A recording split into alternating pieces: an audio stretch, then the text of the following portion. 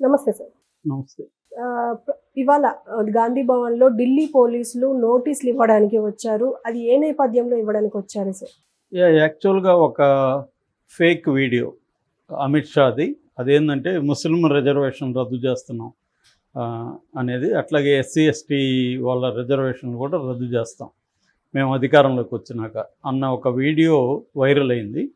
So దాన్ని తెలంగాణ కాంగ్రెస్ నాయకులే viral చేశారని, ముఖ్యంగా రేవంత్ రెడ్డి ఒక 5 మంది తెలంగాణ కాంగ్రెస్ నాయకులు చేశారని రేవంత్ రెడ్డికి నోటీసులు జారీ చేసింది. ఇది వచ్చి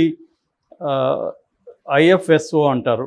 ఐఎఫ్ఎస్ఓ అంటే intelligence fusion and strategic operations అనే ఒక సంస్థ ఢిల్లీలో ఉంటుంది అన్నమాట. ఈ సంస్థకు సంబంధించిన ఢిల్లీ సైబర్ సెల్ వాళ్ళు నోటీసులు ఇష్యూ చేశారు. ఇదేంటంటే మన హోమ్ మినిస్ట్రీ కంప్లైంట్ ఇచ్చింది ఈ పోలీస్ డిపార్ట్మెంట్కి, వాళ్ళు ఇప్పుడు ఇచ్చారనమాట. మామూలుగా ఫేక్ వీడియోలకు సంబంధించి కానీ ఇంటర్నెట్లో ఇటువంటి ఒక తప్పుడు సమాచారం కావచ్చు, వీడియోలు కావచ్చు, ఆడియోలు కావచ్చు, ఇట్లాంటివి వెళ్తే ఈ సంస్థే చూస్తుంది. ఆ మధ్య కూడా మన రష్మిక మందన్నకు సంబంధించిన ఒక డీప్ ఫేక్ వీడియో అంటారు, ఆ వీడియో బయటకు వచ్చినప్పుడు కూడా ఇదే సంస్థే గుంటూరులో ఒక అతన్ని అరెస్ట్ చేసిందన్నమాట. అందువల్ల దేశవ్యాప్తంగా జరిగేదాన్ని ఈ ఐఎఫ్ఎస్ఓ సంస్థ చూస్తుంది. వీళ్ళకి సైబర్ సెల్ అక్కడ ఉందన్నమాట, పోలీస్ క్రైమ్ సెల్లు. సో ఈ సైబర్ సెల్ వాళ్ళు ఈ నోటీసులు ఇచ్చారు. ఇందాకనే జస్ట్ ఒక గంటకు ముందే అస్సాంలో శ్రీ రోతమ్ సింగ్ అనే ఒక అతను కూడా అరెస్ట్ చేశారు, ఫస్ట్ అరెస్టు ఈ కేసులో. సో ఇది సీరియస్గా తీసుకునింది, దేశవ్యాప్తంగా కూడా ఎఫ్ఐఆర్లు పెడుతుంది. ఇది ఇప్పటికైతే తెలంగాణ కాంగ్రెస్ నాయకులకు మాత్రమే నోటీసులు వచ్చాయి. అయితే దీన్ని అసలు తయారు చేసింది ఎవరు, ఈ వీళ్ళే చేస్తారా, తెలంగాణ కాంగ్రెస్ నాయకులే చేశారా, లేకపోతే దీని వెనక ఇంకెవరైనా ఉన్నారా అని కనుక్కోవడానికి ఈ 5 మంది, రేవంత్ రెడ్డి ప్లస్ ఒక 4, ఈ 5 మందిని మే 1వ తేదీన అంటే ఎల్లుండి ఢిల్లీకి రమ్మని నోటీసులు ఇష్యూ చేశారు. అది ఇప్పుడు తెలంగాణ భవన్లో పెద్ద సంచలనం క్రియేట్ చేసింది. వాళ్ళు రావడం, కాంగ్రెస్ వాళ్ళంతా అక్కడికి గుమికూడడం, ఢిల్లీ పోలీసులు ఇక్కడికి వచ్చారనమాట.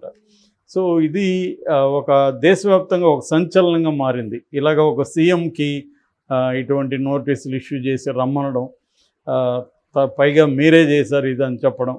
అంటే ఇప్పుడు 2 విషయాలు ఉన్నాయి ఇక్కడ. ఒకటి, ఆ వీడియో ఫేక్ అనేది ఎలా వీళ్ళకి తెలుస్తుంది. ఇప్పుడు ఒక వీడియో బయటకు వచ్చింది, మనం ఏం చేస్తాం, వీడియో నిజమే అనుకుంటాం మామూలుగా లేమెన్గా చూసుకున్నప్పుడు. సో అది నిజమా కాదా ఎలా తెలుస్తుంది మనకి, నిజం అనుకొని నేను ఫార్వర్డ్ చేస్తాను ఇంకెవరిలో కూడా చూస్తే మంచిదని. సో ఎందుకంటే ఇప్పుడు ఏంటంటే వాళ్ళు దేశవ్యాప్తంగా మోడీ కూడా ముస్లిం రిజర్వేషన్ గురించి మాట్లాడుతున్నాడు. ఆంధ్రప్రదేశ్లో 4% ముస్లిం రిజర్వేషన్లు వైఎస్ రాజశేఖర రెడ్డి 2004లో ఇచ్చాడు. ఇది ఒక పైలట్ ప్రాజెక్టు కాంగ్రెస్కి. దేశవ్యాప్తంగా మత ఆధారిత రిజర్వేషన్లు ఇవ్వకూడదని ఉన్నా కూడా వీళ్ళు ఇస్తున్నారు అని ఆయన దేశంలో అనేక రాష్ట్రాల్లో చెప్తున్నాడు. ఈ కాంటెక్స్ట్లో మేము వస్తే ముస్లిం రిజర్వేషన్లు ఉండవు అనేది చెప్తున్నారు. సో వాళ్ళు ఏం చెప్తున్నారంటే ఎస్సీ ఎస్టీ బీసీ రిజర్వేషన్ల నుంచి లాక్కొని ముస్లింలకు ఇస్తున్నారని చెప్తున్నారు. నిజానికి ఇది అబద్ధం క్లియర్గా. ఎందుకంటే వైఎస్ రాజశేఖర రెడ్డి 2004లో ఆయన బీసీలో ఏబిసిడి ఉంటుంది కదా, బీసీలో ఏబిసిడిని ఏం డిస్టర్బ్ చేయకుండా బీసీఈ అనే ఒక కేటగిరీని క్రియేట్ చేసి ఈ ముస్లింల్లో ఉండే దళిత్ కావచ్చు, బీసీలు కావచ్చు, వాళ్ళకి 4% రిజర్వేషన్ ఇచ్చారు. ఇది మతపరమైన రిజర్వేషన్ కాదు. మతపరమైన రిజర్వేషన్ అయితే సుప్రీంకోర్టు కొట్టేసేది. ఎందుకంటే దీని మీద అప్పట్లోనే ఆర్ఎస్ఎస్ వాళ్ళు, ఇతర హిందూ సంఘాలు సుప్రీంకోర్టులకు వెళ్ళాయి. సుప్రీంకోర్టులో సుదీర్ఘకాలం పాటు జరిగింది. సుప్రీంకోర్టు ఫైనల్గా దీన్ని 4% కుదించి ఈ రిజర్వేషన్ ఆమోదించింది. సో ఆమోదించిన తర్వాతే అది మళ్ళీ అమలైంది. 2017లో సుప్రీంకోర్టు ఆమోదించింది. అందువల్ల ముస్లిములకు మత ప్రాతిపదిక ఇవ్వలేదు. చాలా బీజేపీ వాళ్ళు దాన్ని అలా ప్రచారం చేస్తున్నారు, కుల ప్రాతిపదికే ఇచ్చారు. ఎందుకంటే ముస్లింలో పస్మందా ముస్లిమ్స్ అనే ఒక బ్యాచ్ ఉంటుంది, ఒక బ్రాంచి. పస్మందా ముస్లింలు అంటే ఏంటంటే ఇండియాలోనే కన్వర్టెడ్ ముస్లిమ్స్ వాళ్ళు, ఇండియన్సే వాళ్ళు కన్వర్ట్ అయ్యారనమాట. ఆ కన్వర్ట్ అయిన వాళ్ళని పస్మందా ముస్లిమ్స్ అంటారు. మామూలుగా మనకి ముస్లిమ్స్లో 3 రకాలు ఉంటారు ప్రధానంగా. ఒకటేమో అస్రాఫ్స్ అంటే వాళ్ళు ఫార్వర్డ్ కాస్ట్ అనమాట ముస్లిమ్స్లో. అటు కాకుండా దళితుల్ని అర్జాల్స్ అంటారు. అర్జాల్స్ అంటే దళిత్ కన్వర్టెడ్ ముస్లిమ్స్. అట్లాగే అజ్లాబ్స్ అంటారు. అజ్లాబ్స్ అంటే బీసీలు అనమాట. వీళ్ళందరినీ కలిసి పస్మందా ముస్లిమ్స్ అంటున్నారు. ఈ పస్మందా ముస్లిం పాపులేషన్ ఇండియన్ ముస్లింల్లో 85% ఉంది. ఈవెన్ బీజేపీ కూడా దీనికోసం ఒక సపరేట్గా ఒక సెల్లు పెట్టింది పస్మందా ముస్లింలను అట్రాక్ట్ చేయడం కోసం. బీజేపీ కూడా ఆ పని చేస్తుంది. రాజ్నాథ్ సింగ్ ఇదే పనిలో ఉంటాడు. ఎందుకంటే రాజ్నాథ్ సింగ్ని కొంత వీళ్ళు నమ్ముతుంటారు అనమాట. మన దేశంలో ఉండే ముస్లిం పాపులేషన్లో మొత్తం పాపులేషన్లో 15% ముస్లిం పాపులేషన్ ఉంటే అందులో మళ్ళీ షియా పాపులేషన్ ఒక 15% ఉంది. వాళ్ళని టార్గెట్ చేస్తుంది బీజేపీ. అట్లాగే ఈ పస్మందా ముస్లిమ్స్, నేను ఇందాక చెప్పిన ఈ 2 కేటగిరీలు ఎవరైతే ఉన్నారో వాళ్ళని చేస్తుంది. వీళ్ళకి సంబంధించి 1990లో కూడా పస్మందా ముస్లిం మహాజ్ అనే ఒక సంఘం కూడా ఏర్పడింది. అలీ అన్వర్ అన్సారీ అనే అతను దీన్ని ఫ్లోట్ చేశాడు అనమాట. ఈ సంఘం వచ్చి పస్మందా ముస్లింల తరఫున ఫైట్ చేస్తుంటుంది. అందువల్ల మన దేశంలో ఎందుకంటే ఇస్లాం అనేది బయట నుంచి వచ్చినప్పటికీ ప్రధానంగా మన దేశంలో ఉన్న కింది స్థాయిలో ఉన్న కులాల వాళ్ళే ముస్లింలుగా కన్వర్ట్ అయ్యారు. తర్వాత వచ్చిన క్రిస్టియానిటీలోకి కూడా వీళ్ళే ఎక్కువ కన్వర్ట్ అయ్యారు. ఎందుకంటే ఈ మతంలో ఉండే అణచివేత కావచ్చు, సోషల్ స్టిగ్మా కావచ్చు, ఇలాంటివి ఆ మతాల్లోకి వెళ్తే ఉండవు అనేది చెప్పి అక్కడికి వెళ్ళారు తప్ప వాళ్ళందరూ ఏమీ రిచ్ ముస్లిమ్స్ కాదు. అందుకని రాజశేఖర్ రెడ్డి అది పెట్టాడు. దాన్ని మోడీ ఇప్పుడు ఏం చెప్తున్నాడు, వివిధ రాష్ట్రాల్లోకి వెళ్ళి మోడీ చెప్తున్నాడు ఇట్లా రాజశేఖర్ రెడ్డి ఉన్నప్పుడు చేశారు, ఇది కాంగ్రెస్ పైలట్ ప్రాజెక్టు, ఇప్పుడు కానీ కాంగ్రెస్కి మీరు అధికారం ఇచ్చి ఇండియా కూటమి వస్తే దేశవ్యాప్తంగా ఈ రిజర్వేషన్లని పెట్టేస్తారు, మీ నుంచి లాక్కొని పెట్టేస్తారు అంటున్నారు. ఈ కాంటెక్స్లో చూసినప్పుడు ఆ వీడియో ఫేక్ అని ఎలా అనుకుంటారు ఎవరైనా?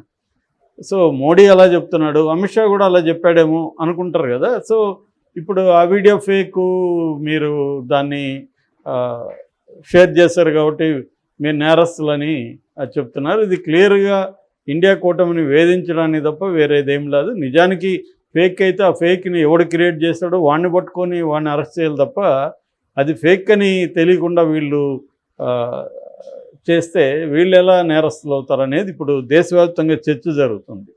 ఎందుకంటే ప్రతి పార్టీ కూడా ఎలక్షన్ టైంలో ఏది దొరికినా షేర్ చేస్తున్నాం. మన ఆంధ్రప్రదేశ్లో చూస్తున్నాం కదా, ఇప్పుడు మొన్న భువనేశ్వర్ది వచ్చింది. భువనేశ్వర్ది వాళ్ళైతే కేసులు పెట్టలా. ఎందుకు పెట్టలేదంటే అది ఒరిజినల్ అని వాళ్ళకి కూడా తెలుసు కాబట్టి. ఫేక్ అయితే కేసులు పెట్టేవాళ్ళు. సో వీళ్ళైతే ఇప్పుడు కేసులు పెడుతున్నారు, పైగా కావాలని వేధించడానికి. ఒక ఎఫ్ఐఆర్ చాలు కదా, దేశవ్యాప్తంగా ఎందుకు ఎఫ్ఐఆర్లు పెడుతున్నారు అంటే వేధిద్దాము ఈ సాకు పెట్టుకొని రేవంత్ రెడ్డిని కావచ్చు, కాంగ్రెస్ పార్టీ నాయకులను కావచ్చు, ఇండియా కూటమి నాయకులను కావచ్చు, వేధిద్దాం అనేది బీజేపీ ప్లాన్గా మనకు కనబడుతుంది. మరి ఇది ఎక్కడికి దారితీస్తుందనేది చూడాలి. ఎలక్షన్ టైంలో వాళ్ళు ఏంటంటే ఒక హేట్రెడ్ని పై స్థాయికి తీసుకెళ్తున్నారు. ఎందుకంటే వాళ్ళకి ఒక భయము మొదలైంది, ఇన్సెక్యూరిటీ మొదలైంది. మనం ఎలక్షన్లలో మనం అనుకున్న సీట్లు సాధించలేమో అనే ఒక భయం అయితే కనిపించింది. సో దానివల్ల వాళ్ళు ఏం చేస్తున్నారంటే ఇమీడియట్గా హిందూ మతస్థులను రెచ్చగొట్టి ముస్లింలకి మొత్తం ఇండియా కూటమి మొత్తం దోచేస్తుందని చెప్తున్నారు. ఒకప్పుడు కాంగ్రెస్ పార్టీ ఇదే పని చేసింది. ఇప్పుడు లెఫ్ట్ని సిపిఐ సిపిఎం పార్టీలు ఉన్నప్పుడు, ముఖ్యంగా అప్పుడు 2 కలిసి ఉండేవి, సిపిఐ సిపిఎం కలిసి ఉండేవి, కమ్యూనిస్ట్ పార్టీ ఆఫ్ ఇండియా.